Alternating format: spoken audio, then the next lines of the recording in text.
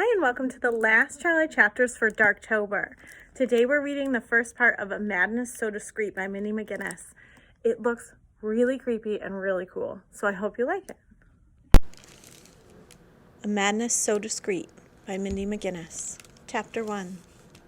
They all had their terrors. The new girl believed that spiders lived in her veins. Her screams sliced through the darkness, passing through the thin walls of Grace's cell, and filling her brain with another's misery to add to the pressures of her own. Grace pulled her pillow tight over her ears, ignoring the feather shafts that poked through the cheap muslin and pricked her skin. On the other side of the wall, she could hear Mrs. Clay shifting in her bed, sleep stolen from both patients by the new girl, who hadn't learned yet that screaming didn't bring help.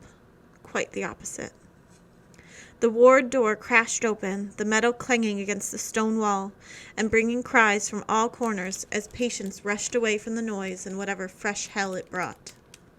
The girl screamed louder, ignorantly drawing her tormentors to her. Grace identified the dragging gait of the women's ward administrator as they passed her cell, followed by Dr. Heedson's lighter step. An unintelligible string of words from the new girl was silenced by a sharp crack.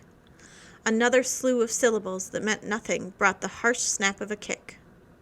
Grace jammed her fingers into her ears until all she could hear was her heart, as it pushed blood through her body, no matter how she wished for it to stop.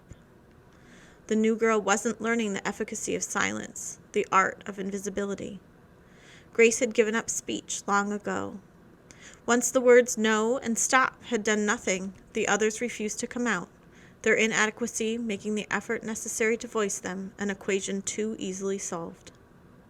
Grace curled into a protective ball as Crooms and Heedson left the ward, the whimpers of the new girl trailing in their wake. Grace could deafen herself with her own hands and squeeze her eyes shut so tightly that the muscles in her face twitched in agony, but the acuity of her memory was a dark artist at work in her mind, painting pictures without her permission. She moaned, pressing her forehead into the sharp ridges of her kneecaps. They poked through her threadbare nightgown into her eyelids, sending sparks across her sight, defying her dearest wish to stop seeing. Faces were the most painful and the most likely to surface in the dark hours of the night. The spider girl's moans had conjured her mother's face in exquisite detail, each finely etched wrinkle apparent as she grimaced under whatever new indignity had been brought upon her, the edges of her lips permanently stained with wine. Grace turned her head from the apparition, tentatively drawing her fingers from her ears. The ward had returned to silence, but her brain would almost welcome strings of gibberish in the dark, anything to send her thoughts on another avenue than the one it had chosen. It barreled on, resurrecting her father's face, twisted into a paroxysm no daughter should ever witness. Her cry broke the stillness, bringing movement from Mrs. Clay's cell. A soft humming threaded through the air, the only comfort her friend could offer through the walls that separated them. Grace latched onto the notes, following the pattern until she learned it. She joined in soundlessly, the silence she'd enveloped herself with too sacred to break. Her mind toyed with the notes, happy to be busy.